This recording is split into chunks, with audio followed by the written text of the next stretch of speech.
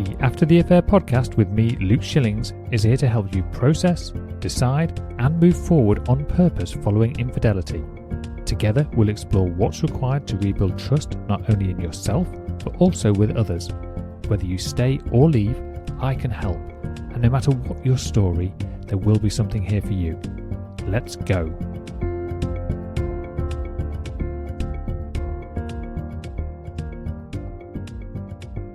Hello and welcome back to the After the Affair podcast. I'm your host, Luke Shillings, and today you're listening to episode number 183. There's a phrase that often gets said after betrayal, and it's usually said with the intention of making things better, but more often than not, it has the opposite effect. It meant nothing. Maybe you've heard that from your partner.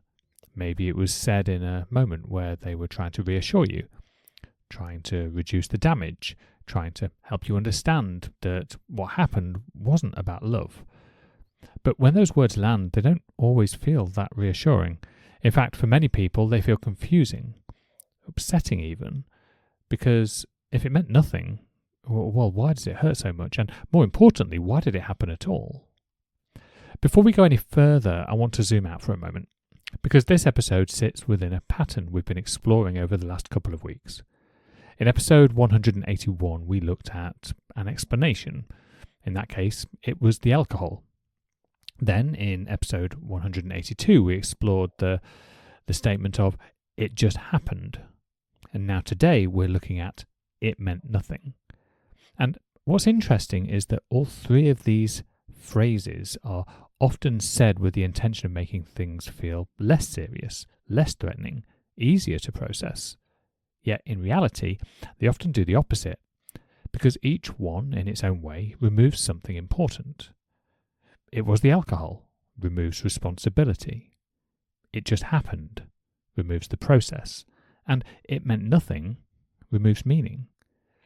And when those pieces are missing, your mind doesn't settle. It keeps searching, trying to understand what actually happened, and whether it's safe to trust again. So today, we're going to focus on that final piece. Meaning, and why the phrase "it meant nothing" often creates far more confusion than it does clarity.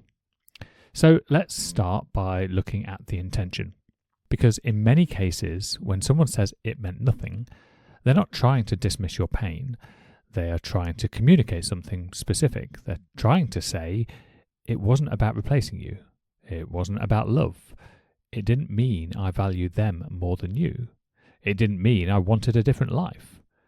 They are trying, in their own way, to reduce the perceived threat, to separate the behaviour from emotional attachment, to reassure you that the relationship still matters. And, well, from their perspective, that can feel like an important distinction. But here's where the disconnect happens. Because while they are trying to reduce the meaning, you are trying to understand the impact. And those two things don't always align. When you hear it means nothing or it meant nothing, your mind doesn't hear reassurance. It starts asking questions. So you risked everything for nothing? So this wasn't even important and you still did it? So what does that say about your decision making? What does that say about me? What does it say about our relationship? And this is where the phrase can feel almost more unsettling than helpful. Because if something deeply meaningful caused the betrayal, well, at least your brain can try to make sense of that. But if it meant nothing, then it can feel random, careless, unpredictable. And unpredictability is what keeps the nervous system on edge. This is where I want to introduce an important distinction, because there is something that I explore a lot in my coaching. Meaning and impact are not the same thing. Something can feel meaningless in intent and still be deeply meaningful in its impact. Let me give you a simple example outside of relationships. Imagine someone throws a stone into a lake. To them, it means nothing. It's just a throwaway action. But the ripples, they travel, they spread, they affect everything around them. The fact that the action meant nothing to the person who did it does not reduce the impact it has. And betrayal is, well, very similar. The person who betrayed you may experience it as a moment, a lapse in judgment, something disconnected from their deeper feelings or even their values. But the impact on the betrayed partner is not measured by intention, it's measured by experience, and that experience is often quite profound. When someone hears "it meant nothing," there's usually a deeper question underneath their reaction. And that question is this: if it didn't mean anything, what stopped you from not doing it? Because if something meaningful drove the behaviour, we can point to it, we can understand it, we can work with it. But if it was meaningless, then it raises concerns about boundaries, about awareness, about impulse control, and about what might actually happen in the future. And again, this isn't about judgment, it's about safety. Your brain is trying to determine whether the environment is predictable, whether it can relax, whether it can trust. Now, here's where we go a layer deeper.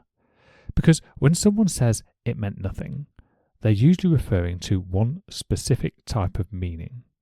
They are referring to emotional attachment, love, connection, future intention. But that doesn't mean the behaviour was meaningless. It just means that the meaning wasn't what they initially describe. Often it means something else. It might have meant a need for validation, or a moment of escape, or lack of boundaries, avoidance of discomfort, curiosity perhaps, opportunity. Sometimes it simply means the person wasn't fully present or aware of what they were doing. So when someone says "it meant nothing," perhaps a more accurate statement might be, "It didn't mean what I thought it meant, but it still meant something." And understanding that something is where the real work can begin. Because healing doesn't come from dismissing meaning, it comes from understanding it. If the conversation stops at "it meant nothing," then there's kind of nowhere to go. There's no insight, no learning, no clarity. But if the conversation becomes "what did it mean in that moment?" now you have something to explore.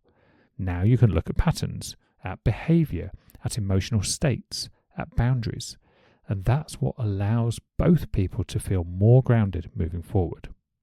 If you're listening to this as someone who has said "it meant nothing," this is not about telling you that you're wrong. It's about inviting you to go deeper. Because your partner is not just asking about your feelings toward the other person, they're trying to understand your behaviour. They're trying to understand what led to that moment. And the more you can reflect on that honestly, the safer the relationship becomes. Not because you have the perfect answer, just simply because you're willing to explore it. And if you're the one who heard those words, well, it makes sense that they didn't land particularly well. Your mind was trying to reconcile something that just didn't add up. But instead of focusing only on that one phrase, it might be more helpful to look beyond it. Maybe to ask, what has my partner understood since then? What awareness has developed? What has changed?